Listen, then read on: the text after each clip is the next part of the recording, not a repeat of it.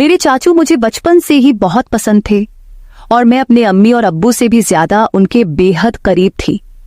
आहिस्ता आहिस्ता मैं बड़ी होती गई और मेरी और मेरे चाचू की दोस्ती भी गहरी होती चली गई। इस वक्त मैंने नई नई जवानी में कदम रखा था और अपनी सहेलियों से मर्द और औरत के बीच के रिश्ते के बारे में नई नई बातें सुनी थी।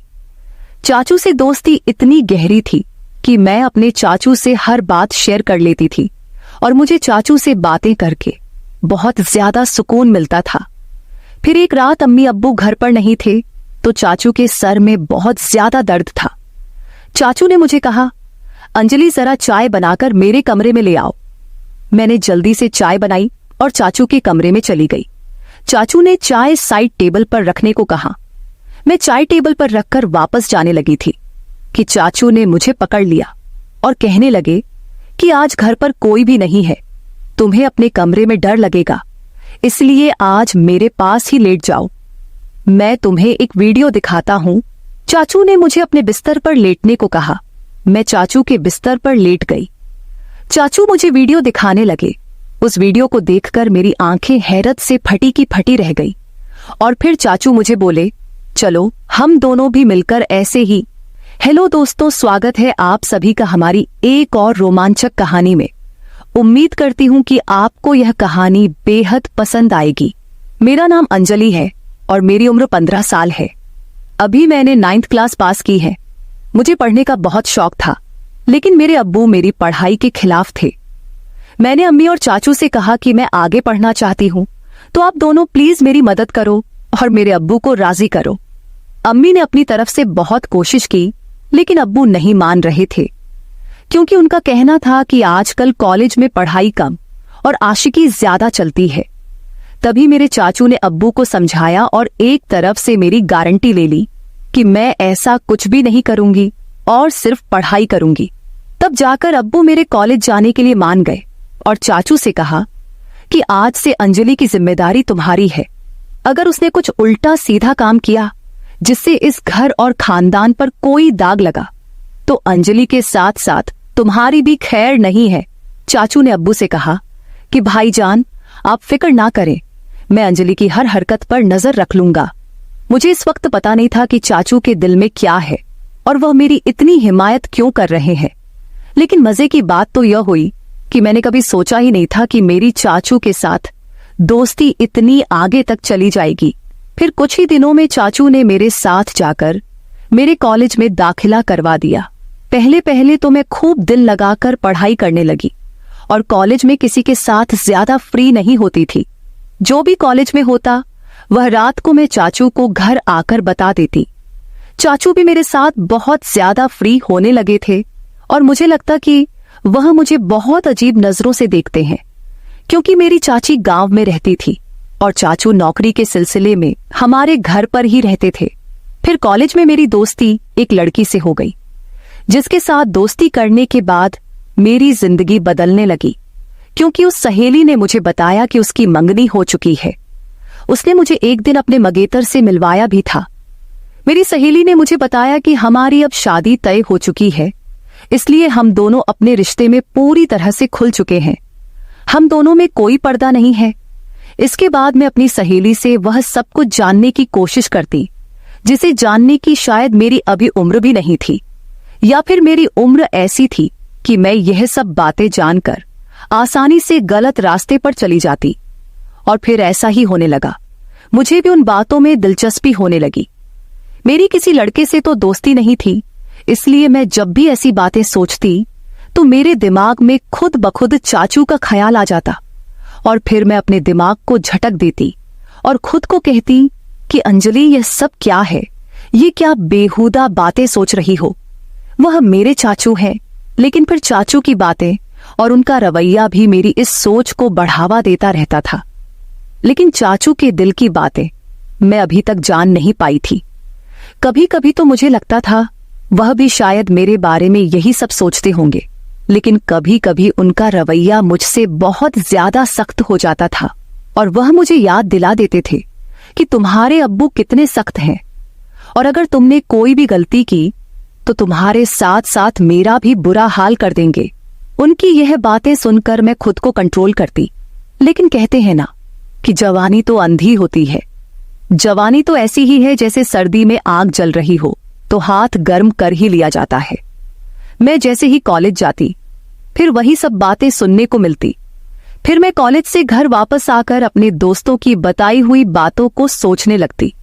उस दिन मेरे चाचू जॉब से घर वापस आए तो आकर बैठ गए और कहने लगे, क्या सोच रही हो अंजलि, वह भी इतनी गहराई से। मैंने चाचू की तरफ एक अदा से देखा और उनसे कहा, चाचू आपको पता है मेरी दोस्त ने मुझे आज क्या बताया है। हर बार की तरह आज भी मैं चाचू से अपने दिल की बात शेयर करने लगी। मेरी बचपन से आदत थी कि मैं अपनी हर बात चाचू को बताती थी, फिर वह चाहे कैसी भी बातें क्यों ना हो। चाचू भी मुझे ऊपर से नीचे तक देखते हुए बोले, हाँ बताओ, क्या बताना है तुम्हें, तुम्हारी दोस्त ने तुम्हें क्या बताया है। मैंने उन्हें कहा, मेरी दोस्त मुझे बता रही थी कि इंटरनेट पर बहुत किस्म की वीडियो होती है जिन वीडियो में हर तरह की मालूमात मिल जाती है। तो मैं ये कह रही थी कि आपके पास भी तो मोबाइल है और साथ में नेट का पैकेज भी लगा हुआ है, आपने भी वो वीडियो देखी होंगी, तो क्यों ना हम दोनों मिलकर वीडियो देखें और एंजॉय करें। मैंने यह बात अपना चेहरा चाचू के नजदीक लाकर सरगोशी वाले अंदाज में कहा। वह फटी फटी आंखों से मेरी तरफ देखने लगे। मुझे लगा जैसे वह मुझे अच्छी तरह से डांट लगाएंगे, लेकिन फिर अचानक उन्होंने मुझे बड़े गौर से देखा और फिर शायद दिल ही दिल में कुछ फैसला किया और फिर वह मुस्कुरा पड़े और मुझे सरगोशी वाले अंदाज में कहने लगे, देखो अंजलि, ऐसी बातें अपने अब्बू के सामने मत करना, वरना तुम्हारा बाप तुम्हारा तो बुरा हाल करेगा ही, मगर साथ में मुझे भी घर से निकाल देगा, क्योंकि मैंने तुम्हारी जिम्मेदारी ली हुई है और फिर मेरे लिए रहने का प्रॉब्लम हो जाएगा। बाकी रही वीडियो देखने की बात, तो तुम रात के वक्त मेरे कमरे में आ जाना, मैं तुम्हें हर किस्म की वीडियो दिखा दूंगा। चाचू की आंखों में एक चमकीली शरारत थी जो इस वक्त मुझे समझ नहीं आ रही थी। इसके बाद चाचू अपने कमरे में चले गए और मैं पढ़ाई करने लगी और आने वाले वक्त के बारे में सोचने लगी। अब मेरा दिल किताबों में नहीं लग रहा था और बस रात को क्या होगा यही सोचने लगी, लेकिन पढ़ाई करना भी जरूरी था, क्योंकि पढ़ाई के मामले में चाचू बहुत ज्यादा सख्त थे और मुझे कहते थे, सबसे पहले तुम्हारी पढ़ाई और बाकी मौज मस्ती बाद में है। और उनका कहना था कि अगर तुम पढ़ाई में भी अच्छी रहोगी तो तुम्हारे अब्बू भी समझेंगे और तुम्हारी आजादी के दरवाजे तुम्हारे लिए खुलते चले जाएंगे। उनकी यह बात मुझे भी बिल्कुल ठीक लगती थी, इसलिए मैंने अपने दिल से सारी बातें निकाली और मन लगाकर अपना कॉलेज का काम करने लगी और जल्दी जल्दी सारा काम खत्म कर दिया। जैसे जैसे रात करीब आ रही थी, मेरे दिल में भी हलचल हो रही थी। फिर जब मैं सारे कामों से फारिग हुई तो रात को आराम से मैं चाचू के कमरे में चली गई। मैं जब कमरे में गई तो चाचू लड़कियों की मैगजीन देख रहे थे। मुझे देखते ही वह मुस्कुराने लगे और उन्होंने वह मैगजीन छुपा दी। सर्दियों का मौसम चल रहा था और दिन ब दिन सर्दी बढ़ती जा रही थी।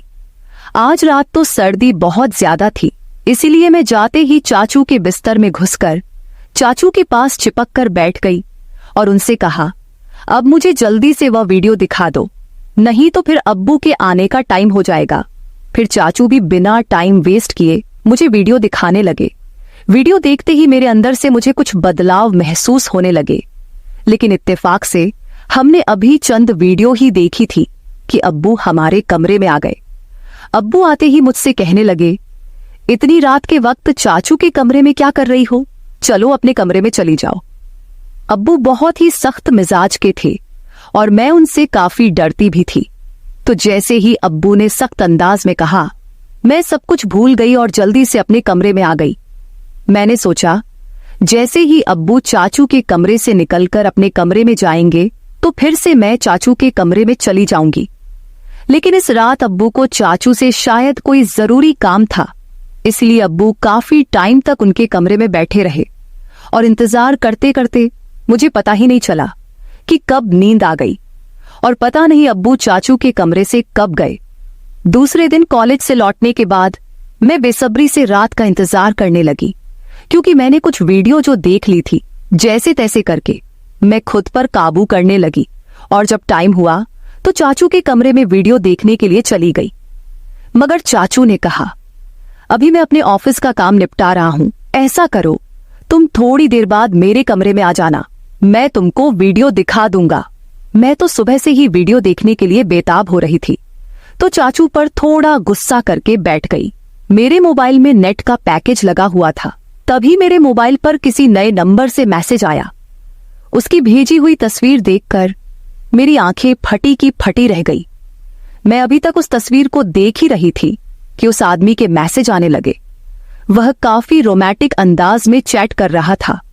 मैं तो पहले ही बेताब थी, तो मैं भी उसी अंदाज में जवाब देने लगी।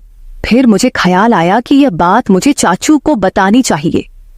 मैं फौरन चाचू के कमरे में आई, लेकिन उनके कमरे का दरवाजा बंद था। तब मैं अपने कमरे में वापस आ गई और उस अनजान लड़के से वैसे ही बातें करने लगी। मैं मोबाइल पर उस वक्त मैसेज पर बात कर रही थी जब मैंने उससे कहा कि मैं तुमको देखना चाहती हूं और उसको वीडियो कॉल पर बात करने को कहा, लेकिन उस लड़के ने मना कर दिया। उस टाइम मैं अपने कमरे से बाहर निकली तो मेरी नजर चाचू पर पड़ी। वह इस वक्त अपने कमरे से निकलकर सीढ़ियां चढ़ते हुए छत पर जा रहे थे और उनके हाथ में मोबाइल था। मुझे हैरत हुई कि वे रात के इस वक्त छत पर क्यों जा रहे हैं।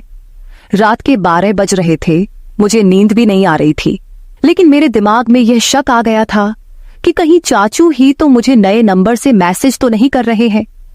खैर, मैं यही बातें सोचते सोचते अपने चाचू के ख्यालात में पता नहीं कब नींद की वादियों में खो गई और एक ख्वाब देखा जिसमें चाचू मेरे साथ थे और बोल रहे थे किसी काम को करने के लिए।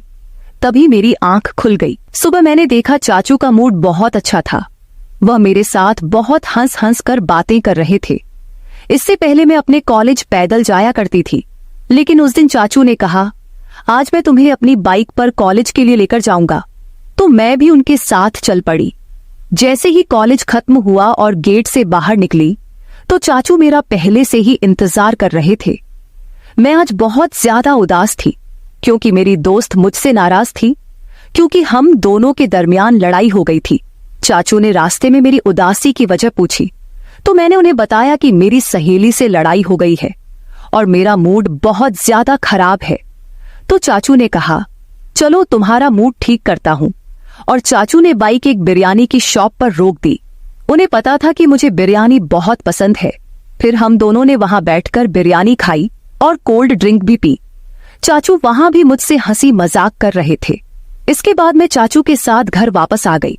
उस दिन अम्मी अब्बू घर पर मौजूद नहीं थे, शायद किसी रिश्तेदार की शादी में गए हुए थे। तो चाचू मुझसे पूछने लगे कि तुमने मुझसे दोबारा से वह वीडियो देखने को क्यों नहीं कहा। तो मैंने उन्हें बताया कि मैंने तो पहले से ही देख ली है। चाचू एकदम से चौंक कर मेरी तरफ देखने लगे और बोले, वो कैसे देखी, तुम्हारे पास तो सिर्फ सिंपल पैकेज होता है। उन्होंने सख्त अंदाज में पूछा था। मैंने उन्हें बताया कि मेरा एक नया दोस्त बना है, उसने भेजी थी। मैं रात को आपको बताने के लिए आई थी मगर आप सो रहे थे। जब चाचू ने यह सुना तो गहरी सोच में डूब गए। वह बोले, तुम अभी जाओ और अपने कपड़े चेंज करके आ जाओ। मैं अपने कमरे में चली गई। जब मैं वापस आई तो देखा कि चाचू मेरे मोबाइल पर कुछ तलाश कर रहे थे। मुझे अपनी तरफ बढ़ता हुआ देखकर चाचू ने मेरा मोबाइल टेबल पर रख दिया और फिर हम दोनों ने एक साथ मिलकर खाना खाया। मैं खाना खाते वक्त चाचू की तरफ देखती तो मुझे लगता कि चाचू मुझे अजीब निगाहों से देख रहे हैं।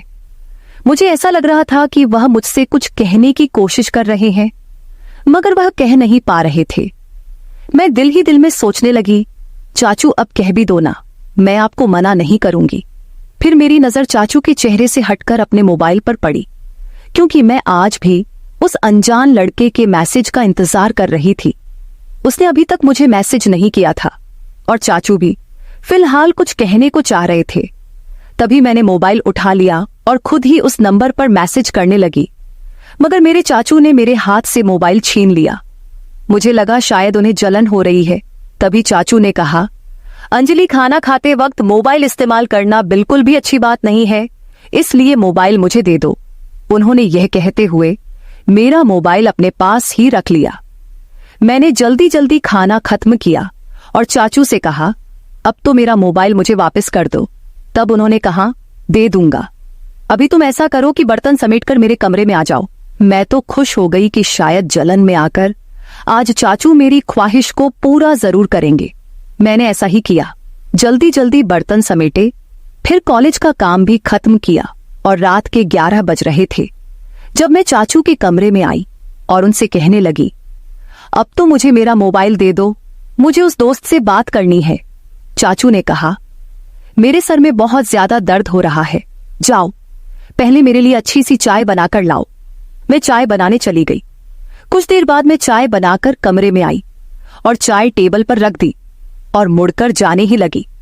तभी चाचू ने मुझे बाजू से पकड़ लिया और बोले, आज घर में कोई भी नहीं है, तुम्हें अकेले सोने में डर लगेगा, आज रात तुम मेरे कमरे में ही रुक जाओ।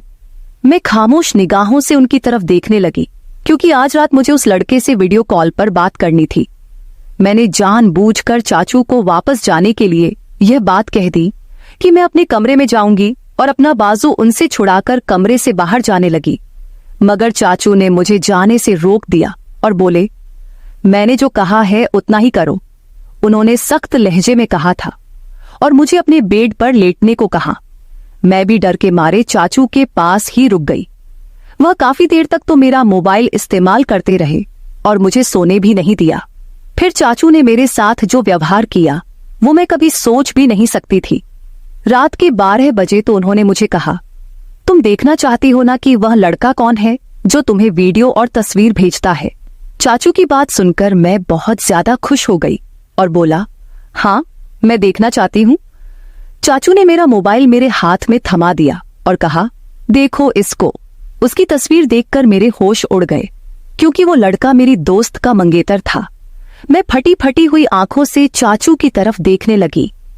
मेरी आंखों से आंसू निकल पड़े थे।